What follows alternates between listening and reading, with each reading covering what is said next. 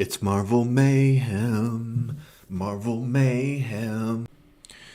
Hello, my friends. My name is Adam, and I'm on a quest to review every single Marvel movie and television project. And today I'm going to talk about 1978's Doctor Strange.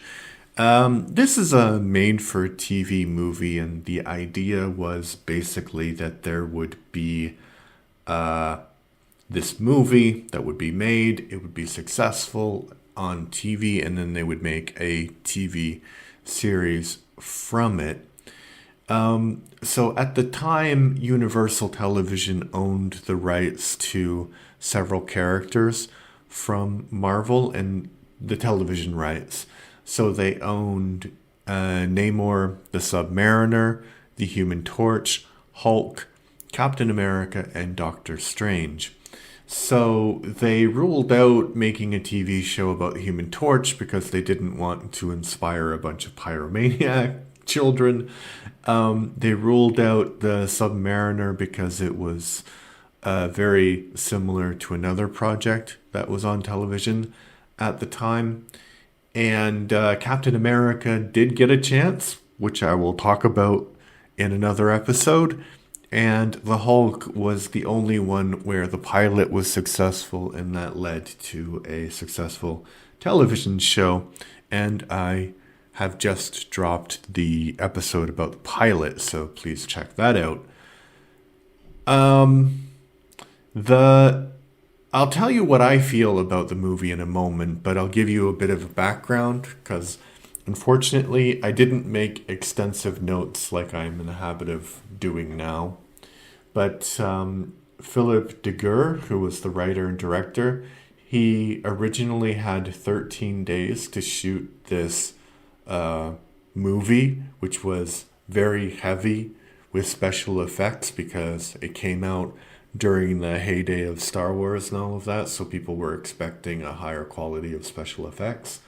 But 13 days was far too optimistic, and he agreed to this deadline because he was new. And the studio said, hey, can you do it in 13 days? And he's like, yeah, I can do it in 13 days. But he ended up going over time by like 6 days or something. So it took about a month to produce this film.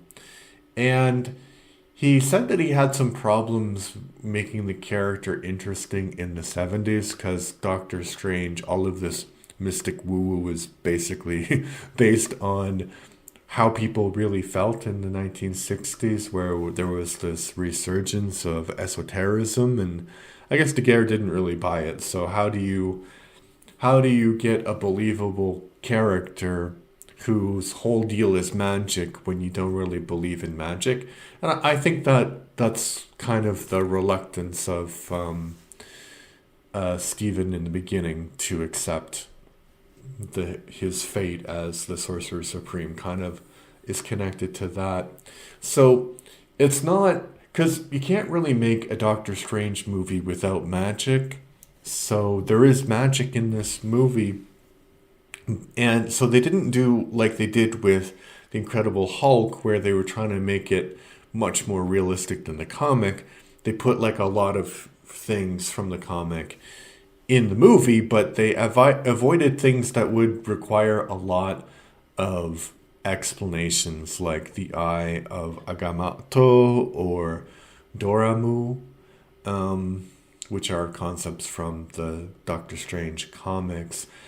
And de Geer also felt like some of the notes that the studio were giving him did not really make it successful because they told him to put more exposition in. And if you know anything about writing, exposition really kills the flow of your project.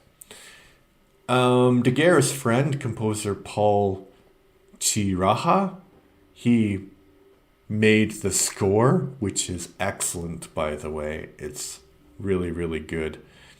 And now about the actual movie.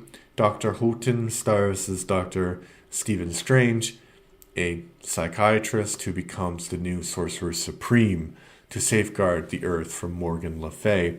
And Jessica Walter is Morgan Le Fay, an evil sorceress from the fourth dimension who plans to invade Earth.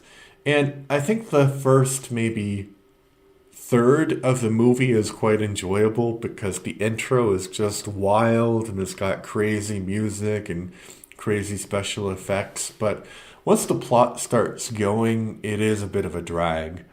So I think I can see potential. I think it might have made an interesting TV show, but I know why they decided not to pick it up, because it just didn't show the character in the best light, in the most interesting light.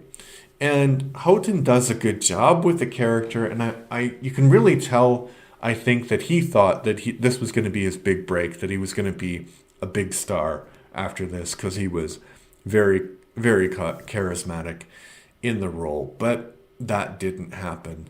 So I think there are some things that I have reviewed for this series that I wouldn't recommend you watching, like the Captain America series from the 1940s. And spoiler alert, but the Captain America movies from the 1970s are also very bad.